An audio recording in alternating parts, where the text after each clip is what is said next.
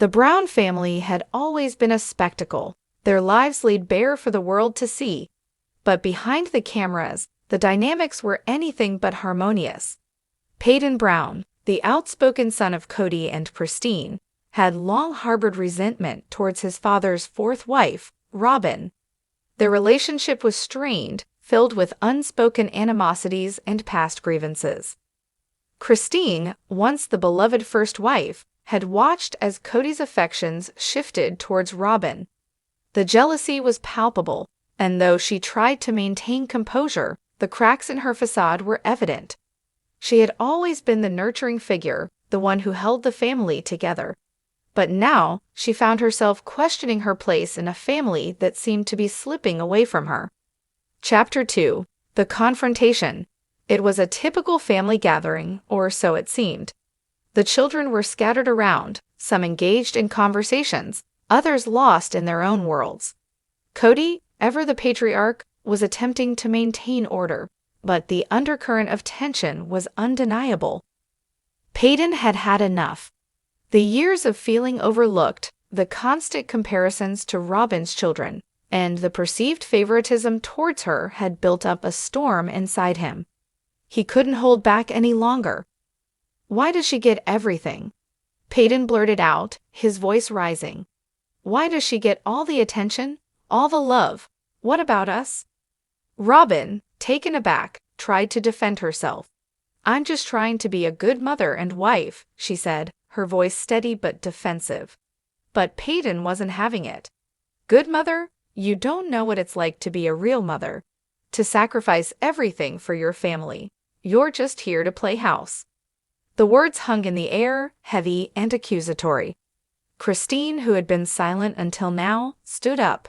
She had always been the peacemaker, the one who tried to smooth over conflicts. But this time, she couldn't.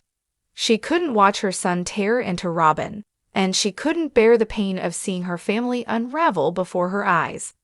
"Enough," Christine said, her voice trembling. "This isn't the way to handle things."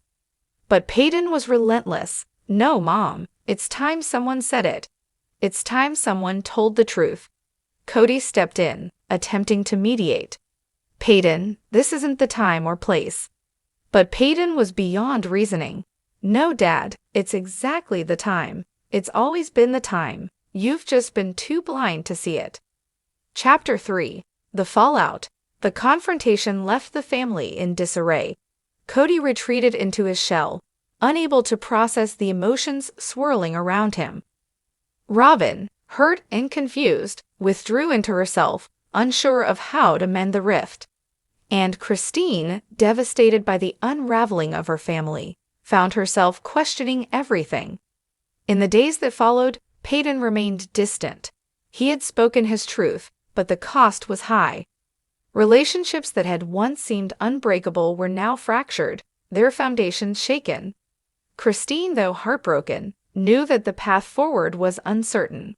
She had always been the glue holding the family together, but now she found herself at a crossroads. The family she had known was no longer the same, and she wasn't sure if it ever could be again. Chapter 4: Reflections. As the dust settled, the family was left to pick up the pieces. Paedon, though resolute in his actions, couldn't help but feel the weight of the consequences. He had spoken out, but at what cost? Christine, in her quiet moments, reflected on the changes that had come over her family. The dynamics had shifted, and she wasn't sure if they could ever return to what they once were. Robyn, for her part, tried to understand Paedon's perspective. She knew she wasn't perfect, but she had always tried her best. The confrontation had been painful, but perhaps it was a necessary step towards healing. And Kody, ever the patriarch, found himself at a loss. His family was in turmoil, and he wasn't sure how to fix it. In the end, the Brown family's saga was a testament to the complexities of relationships. Love, jealousy, resentment, and forgiveness all intertwined, creating a tapestry of emotions that was as beautiful as it was painful. And though the future remained uncertain, one thing was clear: the Browns were a family, for better or worse, bound together by their shared history and the ties that, despite everything, still held them together. Christine sat alone on the porch, her eyes red from tears that had long dried on her cheeks. The mountain air was still, and for a moment, it felt like time had paused to let her breathe. She clutched a mug of tea in her hands, untouched and now cold. Her heart ached, not just for the chaos that had erupted hours before, but for the years she had spent keeping quiet. How many times had she bitten her tongue, swallowed her feelings, and told herself that keeping the family together was more important than her own happiness? And yet, despite all the sacrifices, it had come to this. She heard footsteps behind her. "Mom?" It was Paedon, his voice softer now. Regret seeped through every syllable. Christine didn't turn around right away. "You shouldn't have said those things like that," she said, staring into the darkness. "Even if they were true." Paedon sighed and sank into the chair beside her. "I know, but I meant every word. I'm tired of watching you hurt while Dad plays happy family with Robyn." Christine finally turned to face him. "I'm tired too, Paedon, but I'm not angry at Robyn. I'm angry at myself for staying too long, for hoping things would change when they never would." There was a long silence between them before she added, "Sometimes, love isn't enough." Chapter 6. Robyn's Side. Across town, Robyn sat in her bedroom, staring at the family photo on her nightstand. It had been taken during happier times, smiling faces, arms wrapped around each other. But now, the photo felt like a lie. Kody paced in the hallway outside, muttering to himself. "Why would Paedon attack you like that? What did we ever do to him?" Robyn closed her eyes. "It's not just about today, Kody. It's about everything. The way we built this life, the choices we made, maybe they hurt people more than we realized." "He was out of line," Kody said firmly, stepping into the room. "And Christine, she should have stopped him." Robyn stood up suddenly.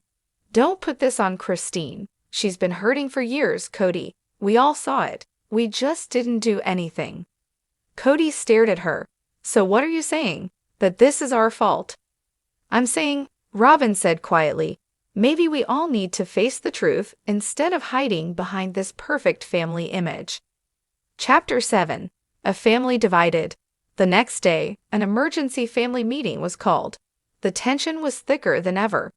Christine stood in the middle of the living room, hands folded, trying to hold herself together. Paedon sat with his arms crossed, eyes fixed on Kody. Robyn kept her distance, visibly tense. Kody looked around the room and sighed. "We can't keep doing this. We can't let one fight tear this family apart." Christine looked up sharply. "One fight? Kody, this isn't about one fight. This is years of pain, neglect, and pretending everything's okay when it's not." "You left the family, Christine?" he shot back, bitterness creeping into his voice. "You walked away." "I left you," she corrected. "Not the kids, not the people I love. I left because I couldn't keep sacrificing myself for someone who had already chosen someone else." Robyn shifted uncomfortably. Christine looked at her. "This isn't about hating you, Robyn. It's about realizing I deserve more than being second place in a life I helped build." Paedon finally spoke. "She's right. We've all been quiet because we didn't want to be the bad guys. But silence just protected the wrong people." Chapter 8. The Breaking Point. The room fell silent. Even the younger kids, who had come to observe, could feel the weight of what was happening. Kody sat down slowly, burying his face in his hands. "I don't know how to fix this." "No one's asking you to fix it," Christine said. "We're asking you to face it." Robyn's eyes were filled with tears. "I never wanted to hurt anyone. I came into this family thinking I could help it grow. I didn't realize I was part of the reason it broke." "You didn't break it alone," Christine replied, her voice softer now. "But maybe it's time we all stop pretending this works just because it's all we've known." Paedon looked at his mother, then at Robyn. "I'm sorry for the way I said it, but I'm not sorry for speaking up. It had to be said." Christine stepped closer to him and placed a hand on his shoulder.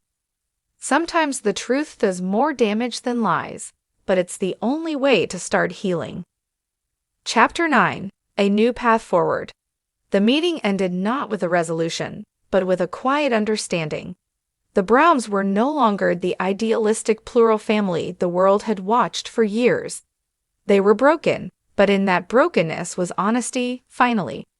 In the following weeks, things slowly began to change. Paedon started attending therapy. Christine, empowered by the confrontation, began advocating for herself and helping other women who had left polygamous relationships. Robyn, too, began to step back and reassess her role in the family, trying to foster genuine connections instead of forced unity. Kody, for the first time in years, stopped trying to fix the image of the family and started trying to rebuild the reality of it, even if that meant acknowledging it may never be whole again. Epilogue. The strength in truth. Months passed, and the family slowly began carving a new path forward.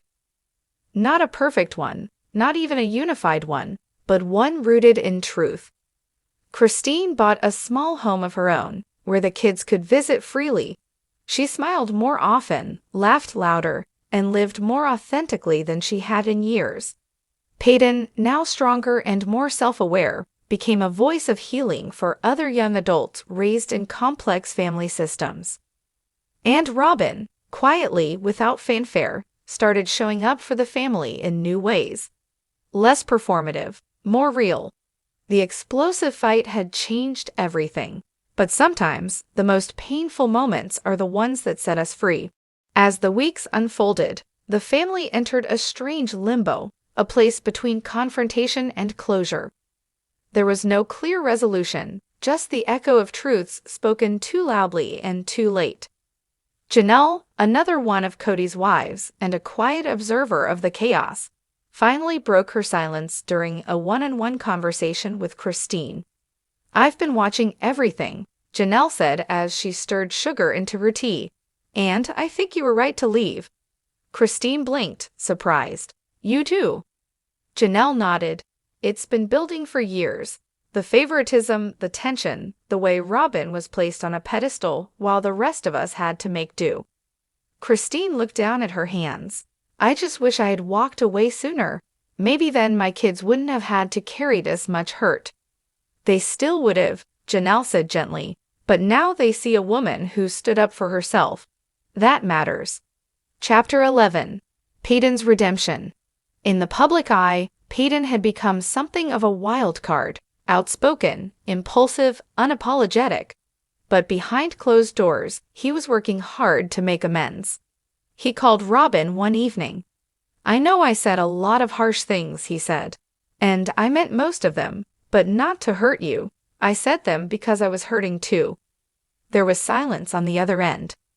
Then Robyn said, "You may not believe this, but I was hurting too. I didn't know how to fit in with the rest of you. I didn't know how to be a fourth wife without stepping on toes." Paedon breathed deeply. Maybe we all need to stop pretending like we're supposed to be this one big happy family. We're not, but we can try to be real. That was the start of a new understanding, not friendship, not forgiveness, but recognition. And sometimes that's the first step toward peace. Chapter 12. Kody's Reflection. For the first time in years, Kody found himself alone in his sprawling house. No wives, no children clinging to his authority, just the quiet hum of his own thoughts.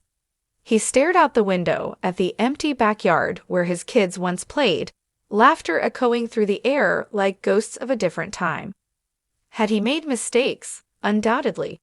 But admitting that meant chipping away at the identity he had clung to for so long. The provider, the spiritual leader, the man who had everything under control. He picked up the phone and dialed Christine. "I wanted to say thank you," he said when she answered. "For what?" she asked, surprised. "For being strong enough to walk away when I wasn't," he said. "I see now how much I lost by not listening, and how much I took for granted." Christine's voice was soft. "I appreciate that, Kody. I really do. But I didn't walk away to teach you a lesson. I walked away to save myself." And in that moment, for the first time in decades, Kody was no longer the center of the story. He was simply a man learning to live with his regrets. Chapter 13. Christine's New Life. 6 months after the confrontation, Christine stood in her new kitchen, decorating cupcakes with her youngest daughter, Truly. The air was filled with the smell of vanilla and laughter, a sound that had become more frequent in their home. Life wasn't perfect, but it was peaceful, and in that peace, Christine found power. She had started a small women's support group for those leaving polygamous relationships. Every week, women sat in a circle, telling their stories, shedding decades of silence and shame. Christine didn't lead as a victim, she led as a survivor. "I never thought I could have this," she said one night to Janelle, who had come over for dinner. "A life that feels like mine."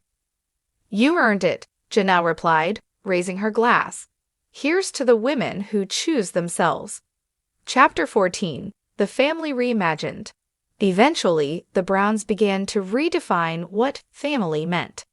There were no longer shared homes or forced Sunday dinners, but there were new forms of connection, honest, imperfect, and voluntary. Some of the kids stayed close, others distanced themselves, but there was less pretending now. Less pressure to perform for the cameras or the community, just people trying to love one another the best they could, from whatever distance they needed. During one rare get-together, the family took a new group photo. Not everyone was there, and that was okay. This time, the smiles were smaller but more real. Final chapter. From explosive to empowered. That one explosive confrontation between Paedon and Robyn had felt like the end, but in truth, it was the beginning. It forced the masks to fall. It shattered the illusion of perfection. And from that wreckage, everyone found a piece of truth to hold onto. Christine found freedom. Paedon found voice and healing. Robyn found humility. Kody found reflection. And the rest of the Browns found space to breathe. Family, after all, isn't about proximity. It's about presence. And sometimes, the bravest thing a family can do is stop pretending, tell the truth, and choose to grow, apart or together.